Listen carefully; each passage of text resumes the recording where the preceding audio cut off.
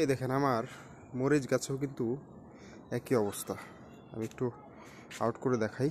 এই দেখেন এই গাছের পাতাগুলোও একদম কুকড়িয়ে গেছে, পাশেরটা আবার সতেজ একদম, বাট এইটা একদম আপনার কুকড়িয়ে গেছে।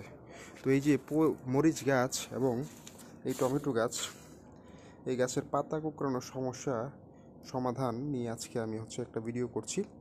পুরো ভিডিওটি দেখলে আশা করি আপনাদের সকল সমস্যা বা পাতা কুকড়ানো রিলেটেড যে সকল সমস্যাগুলো রয়েছে এই সকল সমস্যাগুলো সমাধান হয়ে যাবে। আমার হাতে দেখতে পাচ্ছেন চয়েজ, এটা হচ্ছে আপনার অ্যাবামেকটিন গ্রুপের একটা প্রোডাক্ট চয়েজ। তো আমি মূলত বাজার থেকে এটা কালেক্ট করে নিয়ে আসি। 100 টাকা নিয়েছে এটার মূল্য, গায়ের রেট 100 টাকা। মূলত এটা হচ্ছে আপনার মাকড়নাশক একটা প্রোডাক্ট। আপনারা যদি এই প্রোডাক্টটি গায়ে লেখা যেই আছে এইটাও মেনটেন করে আপনারা যদি প্রয়োগ করেন, ধরেন 1 লিটারে আপনার হচ্ছে যে 1.5 মিলিমিটার, 1 লিটার হচ্ছে 1.5 মিলিমিটার আপনারা যদি পানিতে গুলিয়ে গাছে স্প্রে করে দেন প্রত্যেকটা পাতার উপরে এবং নিচে, তাহলে কিন্তু আপনাদের পাতা কুকড়ানো যে সমস্যাগুলো রয়েছে সেই সমস্যাগুলো সমাধান হয়ে যাবে। এই যে চয়েস এইটা, চলুন এখন কিভাবে মিক্স করতে হয় সেটা একটু দেখায় নেই। দেখেন বন্ধুরা, আমি এটা খুলে নিচ্ছি। এটার ভিতরে মূলত হচ্ছে লিকুইড আছে। লিকুইডটা আমরা পরবর্তীতে সিরিঞ্জ দিয়ে বের করে নিব। দেখেন বন্ধুরা, আমি খুলে নিয়েছি এটা।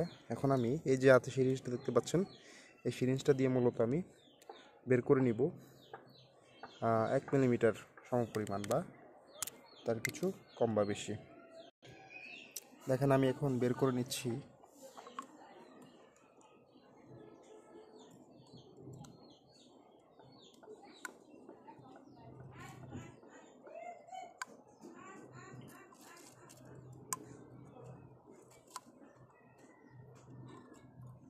এটা সহজে আসতে চাচ্ছে না।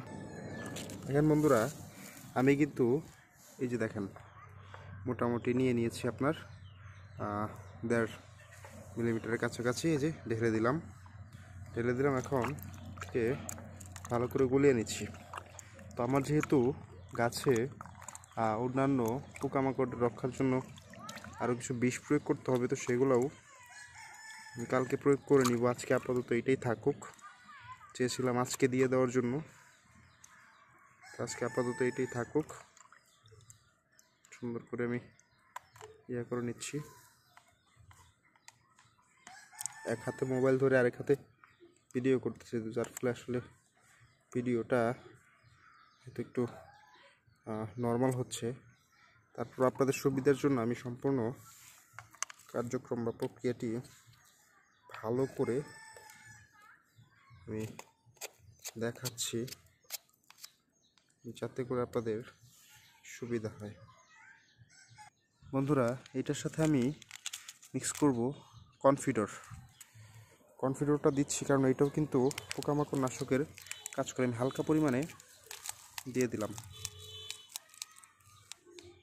ব্যাস হয়ে গেল কনফিডর মিক্স করা। ব্যাস এখন আর তেমন কোনো সমস্যা নেই, কনফিডর মিক্স হয়ে গেল। দেখতে পাচ্ছেন না আমার হাতে কিছুটা আঠা আঠা লাগতেছে। তো এটা মূলত আসলে দুইটা কাজ করবে।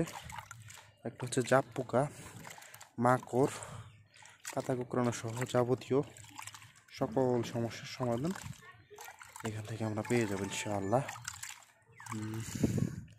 তো এই পর্যায়ে আমি একটা বোতলে ভরে নেব। দেখতে পাচ্ছেন আমার একটা বোতল, এখানে আমি ভরে নিচ্ছি। বিসমিল্লাহ। আমার টমেটো গাছগুলো মূলত দীর্ঘদিন ধরে এই অবস্থায় থাকার ফলে একটু বড় হইতে পারে নাই। বড় না হওয়ার ফলে গাছগুলো আসলে এই অবস্থায় আছে। এখন এগুলাকে আমি স্প্রে করে দিয়ে দেখি, ইনশাআল্লাহ ঠিক হয়ে যাবে আশা করা যায়। তো দেখেন বন্ধুরা, আমি এখন এই মুহূর্তে স্প্রে করে নিচ্ছি আমার কাঙ্ক্ষিত গাছে ভালো করে স্প্রে করে দিচ্ছি। তো এই প্রক্রিয়ায়